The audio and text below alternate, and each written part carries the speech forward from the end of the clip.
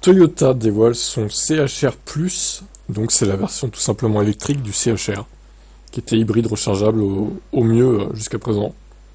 Donc c'est une version grand format, il est plus grand que les autres. Le Toyota CHR+, reprend en effet le profil de son année à succès CHR, dans une version plus allongée, plus massive. Le petit plus dans son nom souligne sa polyvalence et sa praticité accrue, en phase avec son allure un poil plus statutaire, portée par un langage esthétique légèrement revisité. La face avant rappelle la Toyota Prius. Alors voyons justement les photos. Ouais. Alors l'arrière il a un peu travaillé, c'est un peu mieux que l'autre je trouve. Bon en vrai ça va quoi. C'est pas moche. C'est pas moche. Ça va. L'avant rappelle un peu le nouveau modèle Y aussi, hein. J'aurais pas à dire mais il y a un air. L'intérieur, bon. Je suis pas fan du d'espèce de énorme écran derrière là qui est proche du pare-brise. Je trouve que ça enlève un peu de visibilité, non? Vous trouvez pas vous? Je sais pas.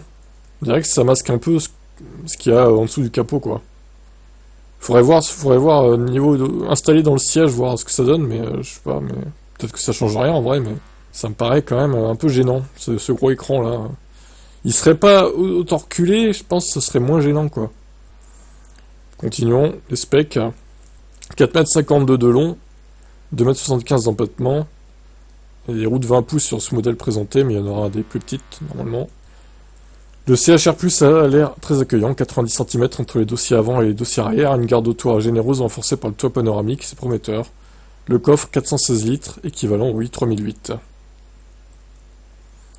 Ok, alors, la motorisation, 167 chevaux, 224, pour les versions traction. Transmission 4 roues motrices, 343 chevaux, 0 à 105 secondes 2. Le constructeur annonce par ailleurs une mise au point spécifique à ce nouveau SUV coupé afin de garantir stabilité et sécurité. Alors il n'y a pas le 0 à 100 sur les autres versions, mais bon, on doit être autour des 8 secondes je pense, ou 7 secondes 5. Deux batteries au choix, 57,7 ou 77 kWh. Le CHR+, devrait pouvoir atteindre 600 km d'autonomie selon Toyota. Alors je sais pas sur quel cycle... Ouais, remarque, avec le WLTP, s'il est efficient, oui, ça peut se faire, 600 je pense. Pour l'instant, l'actuel BZ4X possède 71 kWh, il obtient 513 pour 350 à 400 km pratique en réel. Le futur BZ4X obtiendra jusqu'à 73,1. Alors c'est marrant parce que la petite batterie c'est la même taille, par contre la grosse elle est un peu plus petite que le futur CHR+. Bon, surprenant. Côté recharge, de série 11 kW, en option 22. Pour la charge rapide, ça sera 150 kW DC. Et le tarif, on sait pas. Voilà. Bon.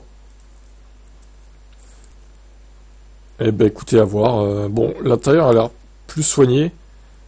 Mais par contre, le nombre de boutons qu'il y a sur le volant, je sais pas si c'est pareil sur toutes les Toyota, mais c'est un peu, ça fait massif hein, quand même. Hein.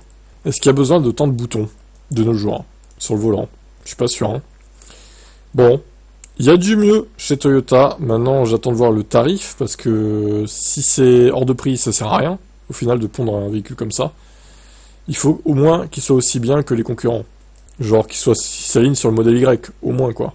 Sur le modèle Y, on va dire longue range propulsion. Disons ça comme ça. Ça serait bien que ce soit le même prix, quoi. Je doute que ce soit le cas, mais bon, on verra bien. On peut peut-être avoir une bonne surprise. Vous en pensez quoi?